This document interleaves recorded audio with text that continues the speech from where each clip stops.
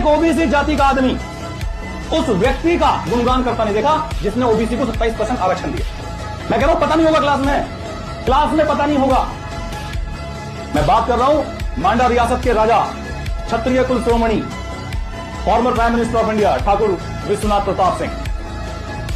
वो वीपी सिंह साहब ही थे जो ओबीसी को 27%, ये जो आज एज निकल गई ना, अब फिर भी पुलिस का फार्म भरते घूम रहे हैं कि वीपी सिंह की देन है। एक पोस्ट नहीं मिलती मुझे, ना उनकी जन्म तिथि पे ना उनकी मरण तिथि पे, एक ओबीसी उनका गुणगान नहीं करता देखा मैंने।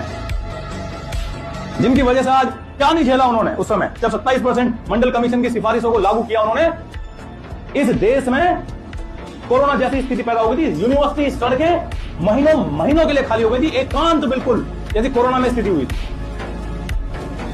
खराब लगता है। इसने इतना भी किया अपनी जाति में, उसका पूरा गुणगान कर रहे हैं। एक आदमी की सरकार चली गई उस 27% की वजह से।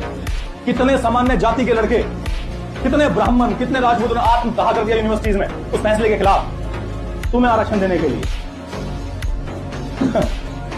लेकिन उस आदमी का कोई गुणगान नहीं करता। मैंने कहा ना पता नहीं होगा क्लास में किसी को, मैं तो ये कह रहा हूं। बस मैं सच बोल जाता हूं, इसी वजह से तुम फिर मुझे ट्रोल करने लगो, टारगेट करना शुरू कर देते हो। मेरा काम है यहां खड़े होकर सच कहने का, मैं सच कह के जाऊंगा यहां से। तुम में जो होता है वो खा लो।